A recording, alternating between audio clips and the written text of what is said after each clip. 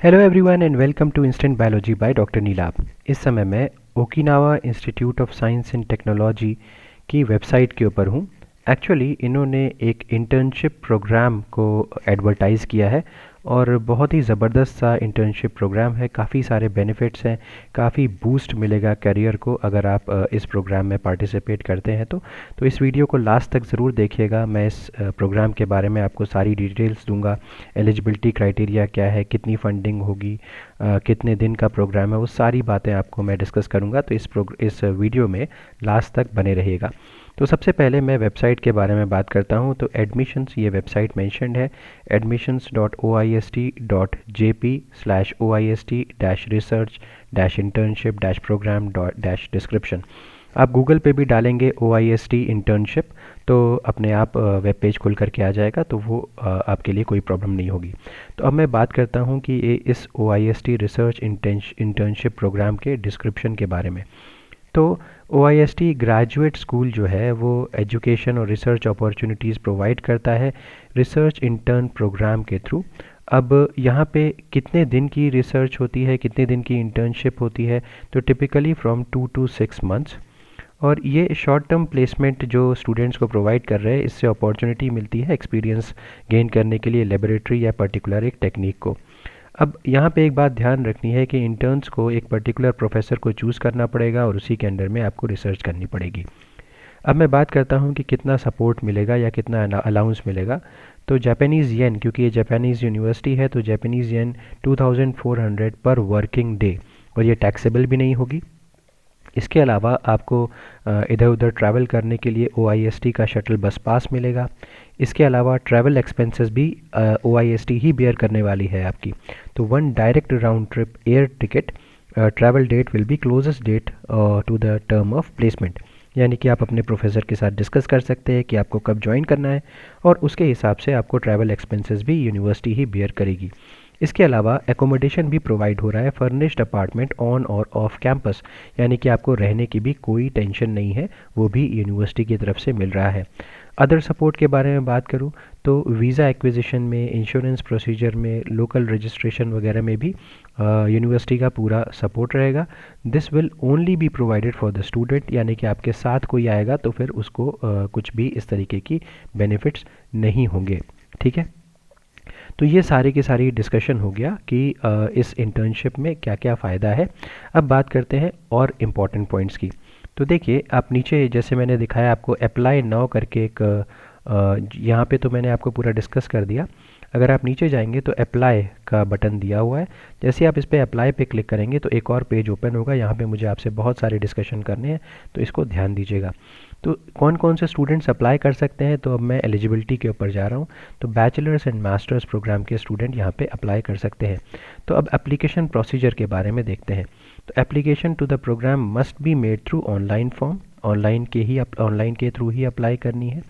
दूसरी चीज़, यहाँ पे एटलीस्ट 1 रिकमेंडेशन लेटर चाहिए होगा। हालांकि आप 3 रिकमेंडेशन लेटर तक भेज सकते हैं, और एप्लीकेशन सिस्टम डायरेक्टली आपका जो भी रिव्यूअर होगा, यानी कि जो भी आपके प्रोफेसर होंगे, उनसे डायरेक्टली आपके रिकमेंडेशन लेटर को वो मांग लेगा। आपको बस वहाँ पे ईमेल एड्रेस वगैरह भरना होगा। तो एटलीस्ट 1 और मैक्सिमम 3 रिकमेंडेशन लेटर्स आप यहाँ पे भर सकते हैं।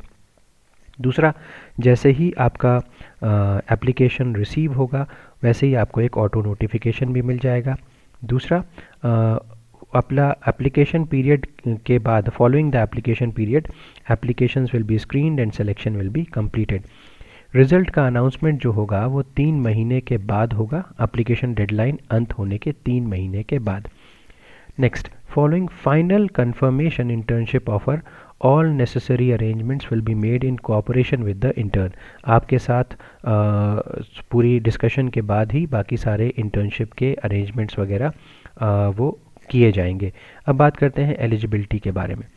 तो एलिजिबिलिटी के लिए, दो एलिजिबल टू अप्लाई, ये एक्सेलेंट स्टूडेंट्स होने चाहिए who are in the final 2 years of their undergraduate और masters programme in university, colleges, junior colleges, vocational schools in Japan और ओवरसीज़, और ग्रेजुएट्स ऑफ सच इंस्टीट्यूशंस। मतलब Japanese students भी और बाहर की किसी भी कंट्री के स्टूडेंट्स भी अप्लाई कर सकते हैं, जो कि फाइनल 2 साल के अंदर अप्लाई करना होगा, यानी कि मास्टर्स और ग्रेजुएट्स में अगर आप फाइनल 2 इयर्स के अंदर हैं तो आप अप्लाई कर सकते हैं। आपको currently enrol students must have approval from their home institutions, मतलब आपको एक एनओसी यहाँ पे देनी पड़ेगी।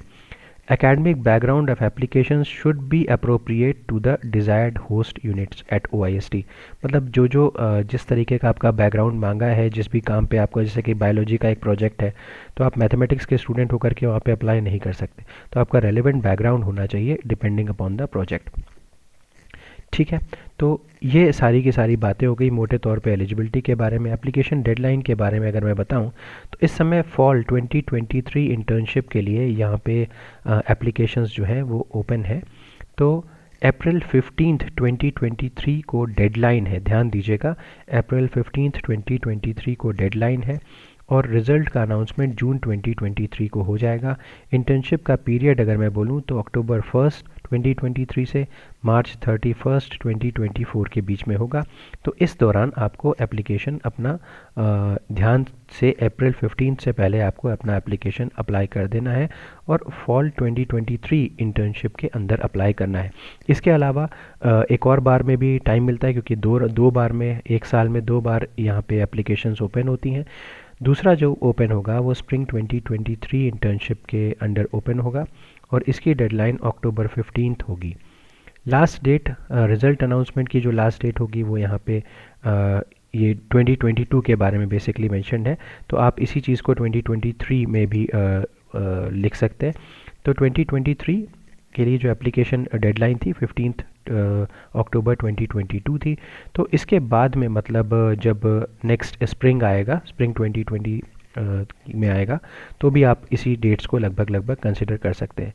तो बहरहाल आपको इसके ऊपर ध्यान देना है, इस वाले फॉल 2023 इंटर्नशिप के ऊपर। अब मैं बात करता हूँ रिक्वायर्ड एप्लीकेशन मटेरियल्स पे। इसके ऊपर क्लिक करेंगे तो क्या क्या चीज़ें चाहिए वो दिख जाएगी। सबसे पहले स्टेटमेंट ऑफ पर्पस। अब स्टेटमेंट ऑफ पर्पस में आपको 400 वर्ड्स में या 2500 कैरेक्टर्स में आपको फॉलोइंग पॉइंट्स को एड्रेस करना है कि OIST, how does OIST and your desired research fit with your current expertise. मतलब कुल मिलाकर के यहाँ पे ये कहना है कि आप OIST क्यों आना चाहते हैं, आप OIST आएंगे तो क्या अकम्प्लिश करेंगे, और आपके करियर प्लान्स और एस्पायरेशंस में OIST कैसे फिट बैठ रहा है, ये सारी चीज़ें आपको मेंशन करनी होंगी।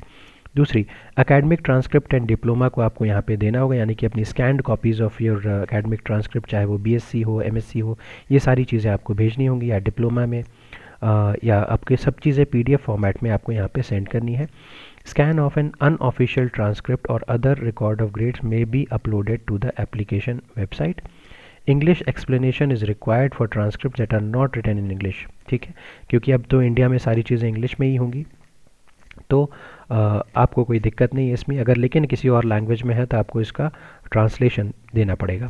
If you have not graduated and do not have a diploma yet, please upload a certificate of enrolment from your institution. अगर आपका डिप्लोमा कंप्लीट नहीं है या ग्रेजुएटेड नहीं है तो आपको एक सर्टिफिकेट देना होगा कि आप ऑलरेडी इनरोल्ड हैं कोर्स में। रिकमेंडेशन लेटर के बारे में मैंने आपको पहले ही बता दिया। Next, ID photograph. तो upload a recent photo showing your face from the front in standard passport orientation. तो पासपोर्ट साइज़ फोटोग्राफ आपको यहाँ पे लगाना होगा। नेक्स्ट, आपको यहाँ पे जब आप एप्लीकेशन फॉर्म पे क्लिक करेंगे तो आप रीडायरेक्ट हो जाएंगे एप्लीकेशन फॉर्म को फिल करने की वेबसाइट के ऊपर। तो यहाँ पे आपको नया अकाउंट क्रिएट करना पड़ेगा और सारी फॉर्मेलिटीज़ पूरी करनी पड़ेंगी। तो ये हो गया। अब नेक्स्ट जो एक इम्पॉर्टेंट पॉइंट है यहाँ पे, अगर आप देखें राइट हैंड साइड पे, तो research internship programme faculty and project availability.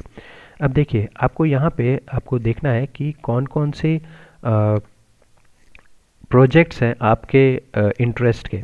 अब जैसे कि यहाँ पे देखिए प्रोफेसर का नाम मेंशन्ड है, ये यूनिट का नाम मेंशन्ड है। स्टार्टिंग डेट, स्टार्टिंग के बारे में मेंशन्ड है अक्टूबर 2023 टू मार्च 2024, और ये स्टार्टिंग बिटवीन अप्रैल 2024 टू सितंबर 2024। तो ये आपको देखना है। तो faculty research interest and project information. अब देखिए यहाँ पे साइंटिस्ट का नाम मेंशन्ड है। जैसे कि अगर मैं बायोलॉजी के बारे में बात करूँ तो डेविड आर्मिटेग, ये इंटीग्रेटिव कम्युनिटी इकोलॉजी यूनिट है, तो ये इकोलॉजी के ऊपर काम कर रहे हैं। 2 पोजीशंस मैक्सिमम एक सेशन में और दूसरी 2 पोजीशंस मैक्सिमम दूसरे सेशन में है। तो यहाँ पे वो क्या काम कर रहे हैं ये मेंशन्ड है, ठीक है। तो इस तरीके से बहुत सारे साइंटिस्ट यहाँ पे मेंशन्ड हैं और उन साइंटिस्ट के अंडर में कितनी पोजीशंस खाली हैं वो मेंशन्ड है। डिपेंडिंग अपॉन योर इंटरेस्ट आपको उसमें अप्लाई कर सकते हैं और आप डायरेक्टली कांटेक्ट भी कर सकते हैं साइंटिस्ट के साथ।